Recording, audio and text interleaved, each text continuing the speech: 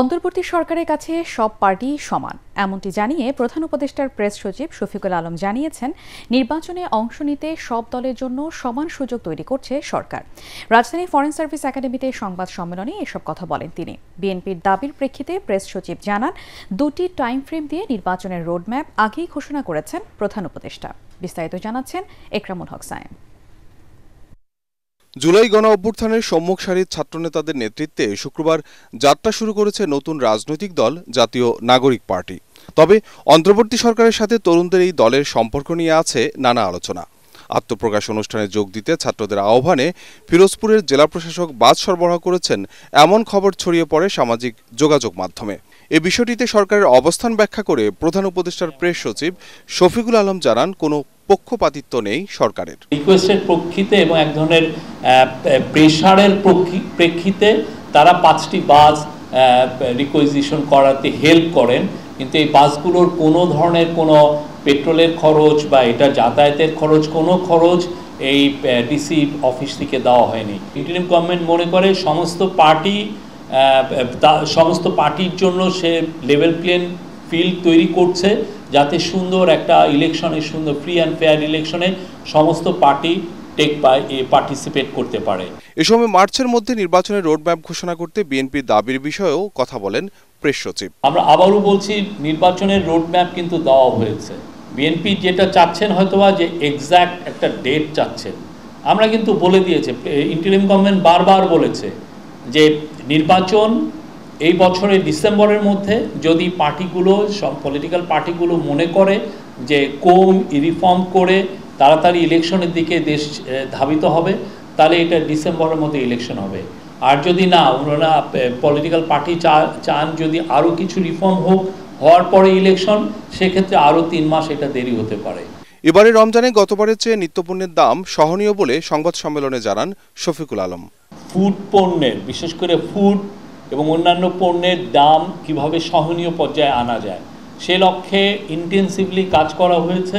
এবং আমরা আজকে বলতে পারি, আজকে আমাদের কাছে যে ডেটা আছে যে জিনিসপত্রের দামের, বিশেষ করে নিত্য প্রয়োজনীয় ভোগ্য পণ্যের, সেখানে স্পষ্ট দেখা যাচ্ছে যে গত রোজার থেকে এই রোজায় বেশিরভাগ পণ্যেরই দাম সহনীয় পর্যায়ে এসছে, কমেছে।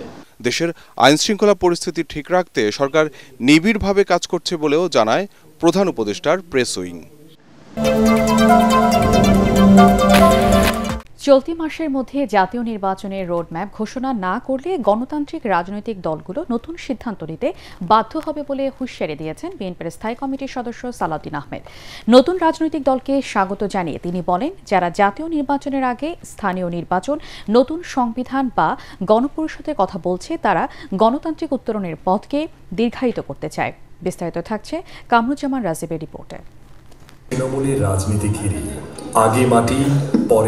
গণতন্ত্র পুনরুদ্ধার সংগ্রামে খালেদা জিয়া ও তারেক রহমানের ত্যাগ ও নেতৃত্ব শীর্ষক আলোচনা সভার আয়োজন করে ন্যাশনালিস্ট রিসার্চ ফাউন্ডেশন। রাজধানীর ডিপ্লোমা ইঞ্জিনিয়ার্স ইনস্টিটিউট মিলনায়তনে অনুষ্ঠানে সংগঠনের আহ্বায়ক সাংবাদিক সৈয়দ আবদাল আহমেদ রচিত খালেদা জিয়ার জীবনী ভিত্তিক নন্দিত নেত্রী খালেদা জিয়া বইয়ের মোড়ক উন্মোচন করা হয়। এতে অংশ নিয়ে গণতন্ত্র প্রতিষ্ঠায় খালেদা জিয়া ও তারেক রহমানের আত্মত্যাগের কথা তুলে ধরেন বক্তারা। প্রধান অতিথির বক্তব্যে বিএনপি নেতা সালাউদ্দিন আহমেদ বলেন, সংস্কারের সাথে নির্বাচনের কোনো সম্পর্ক নেই। দ্রুত গণতন্ত্রের পথে উত্তরণে চলতি মাসেই জাতীয় নির্বাচনের রোডম্যাপ দিতে হবে। ভিশনের ফুলঝুরি মেগা অফারে ফ্রিজ কিনলেই পাচ্ছেন 16 পিসের আকর্ষণীয় গিফট বক্স একদম ফ্রি। মাননীয় প্রধান উপদেষ্টা, আপনি এই নিয়ে বিনিয়ে আর বলার প্রয়োজন নেই। বিদেশি সংবাদ সংস্থাকে আপনি সাক্ষাৎকার দিয়ে বলতে পারেন যে আমরা ডিসেম্বরের মধ্যে নির্বাচন অনুষ্ঠানের জন্য চেষ্টা করছি। তা আপনি দেশে একটা সংবাদ সম্মেলন করে কেন রোডম্যাপ দিতে পারেন না? আপনাকে অতি শীঘ্র জাতীয় সংসদের রোডম্যাপ প্রদান করতে হবে, নির্বাচনের রোডম্যাপ। যদি আপনি কোনো বাহানায় এই মাসের মধ্যে জাতীয় সংসদ নির্বাচনের রোডম্যাপ প্রদান না করেন, তাহলে সেটা আমরা রাজনৈতিকভাবে গণতান্ত্রিক শক্তিগুলো বসে আমাদেরকে পুনরায় নির্ধারণ করতে হবে আমরা কোন প্রক্রিয়ায় গণতান্ত্রিক প্রক্রিয়া।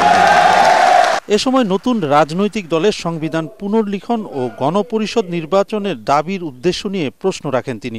বলেন, যারা আগে স্থানীয় নির্বাচনের কথা বলছে তারা গণতন্ত্র উত্তরণের পথকে বিলম্বিত করতে চায়। এই সংবিধানটাকে আমরা এখন পুরোপুরি অন করি না বলেই ব্যাপক সংস্কারের প্রয়োজন দেখা দিয়েছে। কিন্তু গণপরিষদ কেন হবে? এর মধ্যে আরো একটি উদ্দেশ্য আছে। যারা গণপরিষদের বিষয় সামনে আনছে, যারা সেকেন্ড রিপাবলিকের বিষয় সামনে আনছে, হয় তারা বোঝে না অথবা বুঝে আমাদের এই রাষ্ট্র ব্যবস্থাকে আরো দীর্ঘায়িত একটি গণতান্ত্রিক প্রক্রিয়ার মধ্যে নিয়ে যাওয়ার ষড়যন্ত্র আছে। যারা স্থানীয় সরকার নির্বাচনের কথা বলছে, আমি সব সময় শুনি মাঠে ঘাটে বিফোর দি পার্লামেন্ট ইলেকশন, তাদের একটি মতলব আছে। কারণ 5ই আগস্টের ছাত্র গণ অভ্যুত্থান কি মেম্বার চেয়ারম্যান ইলেকশনের জন্য হয়েছিল? এতে বিএনপি সিনিয়র যুগ্ম মহাসচিব রুহুল কবির রিজভী বলেন, জিয়াউর রহমান যে রাজনৈতিক দর্শন দিয়েছিলেন তা আর কেউ দিতে পারেনি। অনেক ভালো ভালো কথা বললেও কোনো রাজনৈতিক দর্শন দিতে পারেনি নতুন রাজনৈতিক দল। যে একটা রাজনৈতিক দর্শন দিয়েছে, আজকে অনেকে রাজনৈতিক দল করছে, অনেক ভালো ভালো কথা তারা বলেছে রাষ্ট্র সম্পর্কে, এ সম্পর্কে, কিন্তু একটা পলিটিক্যাল ফিলোসফি কিন্তু আমি পাইনি। নিজেদের মধ্যকার ঐক্য বজায় রেখে তরুণদের সমর্থন ধরে রাখার উপরে নির্ভর করছে জুলাই বিপ্লবের কারিগরদের দল জাতীয় নাগরিক পার্টির সাফল্য ব্যর্থতা বলে মনে করছেন বিশ্লেষকরা। গণ অভ্যুত্থানের পর নতুন রাজনৈতিক দল দেশবাসীর কাছে কাঙ্ক্ষিত ছিল জানিয়ে রাজনৈতিক বিশ্লেষকরা বলছেন, ঘোষণাপত্র বাস্তবায়নে দৃশ্যমান ভূমিকা রাখতে পারলে এদেশের মানুষের বড় সমর্থন পাবে তরুণদের দলটি। সেই সাথে কোনো পন্থী না হয়ে দেশের স্বার্থে আপামর মানুষের কণ্ঠস্বর হওয়ার তাগিদ দেন তারা। রিপোর্ট করছেন আদ্দিন সজীব।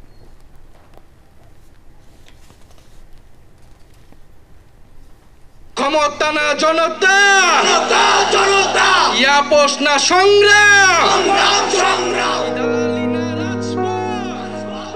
24-এর অভ্যুত্থানে দেশের রাজনীতিতে বড় পট পরিবর্তন করে দুঃশাসনের পতন হলো যাদের নেতৃত্বে।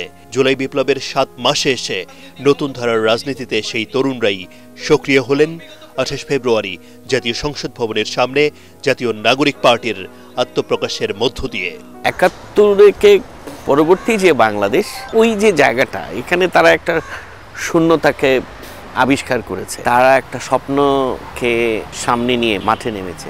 অবশ্যই আমি এটাকে স্বাগত জানাই। একটি স্বৈরাচারী সরকারের বিরুদ্ধে এবং তারা সফল হয়েছে, কিন্তু দ্বিতীয় যুদ্ধটা কিন্তু আরো কঠিন।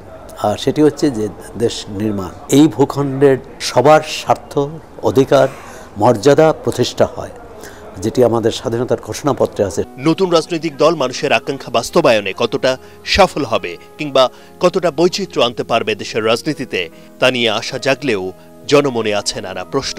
বাংলাদেশের ইতিহাস বলে প্রতিটি পরিবর্তনের পর জনগণের মধ্যে আকাঙ্ক্ষা তৈরি হয়। তারা বিভেদের বদলে ঐক্য এবং প্রতিহিংসার বদলে সামাজিক রাজনৈতিক সম্প্রীতির কথা বলেছে। এটিও রাজনৈতিক প্রতিজ্ঞা হিসাবে কিন্তু খুবই মানুষের দৃষ্টি আকর্ষণ করবে। যে জায়গাটাতে সর্বোচ্চ গুরুত্ব দেওয়া উচিত সেটা হলো যে নিজেদের মধ্যে মতপার্থক্য হবে, ঝগড়া ফেসাদ হবে, অনেক কিছুই হবে, কিন্তু আমরা যেন কোনো অবস্থাতেই আমরা সংকট নিরসনে যেন ভায়োলেন্সের রাস্তায় না যাই। আত্মপ্রকাশের ঘোষণাপত্রে গণপরিষদ নির্বাচন এবং নতুন সংবিধান প্রণয়নে অগ্রাধিকারের কথা বলা হলেও তা বাস্তবায়নে প্রয়োজন হবে সব রাজনৈতিক দলের ঐকমত্য। এই বয়সে একটা ছেলে যে এই ধরনের একটা লোভনীয় জায়গা ছেড়ে চলে আসছে, এটা অবশ্যই তার যে সদিচ্ছা, এই সদিচ্ছাটাকে প্রমাণ করে। এরকম উদাহরণ কিন্তু বাংলাদেশের রাজনীতিতে কম।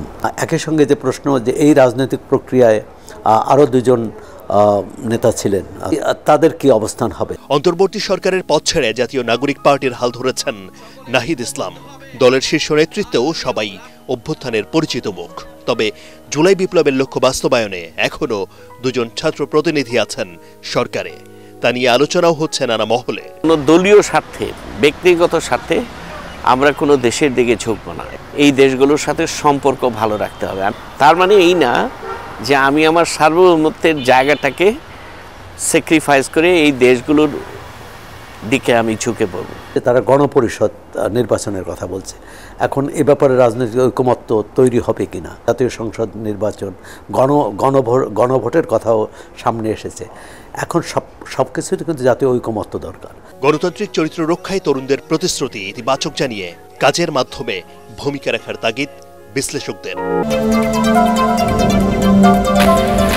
সংস্কার না করলে বিদ্যমান রাষ্ট্রকাঠামো আবারও স্বৈরাচারের জন্ম দেবে বলে জানিয়েছেন সুজন সভাপতি বদিউল আলম মজুমদার। তিনি বলেন, অপরাজনীতি নিষিদ্ধ হলে সুষ্ঠু ও নিরপেক্ষ নির্বাচন আয়োজন সম্ভব। রাজধানীর মানিক মে এভিনিউতে দেশের অবনতিশীল আইনশৃঙ্খলা পরিস্থিতি নিয়ে আয়োজিত মানববন্ধনে তিনি এসব কথা বলেন। সুজন সভাপতি উদ্বেগ জানিয়ে বলেন, দেশের আইনশৃঙ্খলা পরিস্থিতি নিয়ন্ত্রণে সরকার ব্যর্থ। নির্বাচনী অঙ্গনকে পরিচ্ছন্ন করতে হবে, একই সাথে রাজনৈতিক অঙ্গনকে পরিচ্ছন্ন করতে হবে।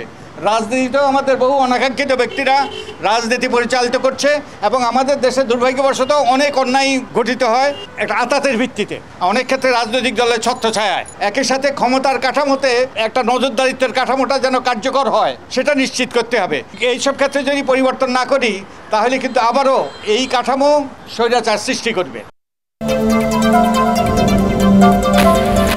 চলতি মাসে শেখ হাসিনার বিরুদ্ধে দায়ের করা বিশেষ মামলাগুলোর তদন্ত প্রতিবেদন আদালতে দাখিল করা হবে বলে জানিয়েছেন আন্তর্জাতিক অপরাধ ট্রাইব্যুনালের প্রধান প্রসিকিউটর তাজুল ইসলাম। সিলেটে স্বরাষ্ট্র মন্ত্রণালয় আয়োজিত এক কর্মশালায় তিনি একথা জানান। ভারতের সাথে বাংলাদেশের বন্দি বিনিময় চুক্তির আওতায় দেশটির সরকার শেখ হাসিনাকে ফিরিয়ে দেবে বলেও তিনি মন্তব্য করেন। এছাড়া ইন্টারপোলের মাধ্যমেও তাকে ফিরিয়ে এনে বিচারের মুখোমুখি করার উদ্যোগ নেওয়া হবে বলে জানান চিফ প্রসিকিউটর। শিল্প উপদেষ্টা আদিলুর রহমান ও অ্যাটর্নি জেনারেল আসাদুজ্জামান সহ অন্যান্যরা অনুষ্ঠানে উপস্থিত ছিলেন। হাসিনাকে ফিরিয়ে আনার জন্য যে আইনগত পদক্ষেপগুলো আছে, একটা হচ্ছে যে ইন্টারপোলের মাধ্যমে তাকে রেড নোটিশ জারি করে গ্রেপ্তারের চেষ্টা, সেটা সরকারের পক্ষ থেকে অব্যাহত আছে। আমরা যখন গ্রেপ্তারি পরোয়ানা ট্রাইব্যুনাল থেকে পেয়েছি সেটার আলোকে ইন্টারপোলের কাছে আমরা পাঠিয়েছি তাকে যাতে গ্রেপ্তার করা হয়।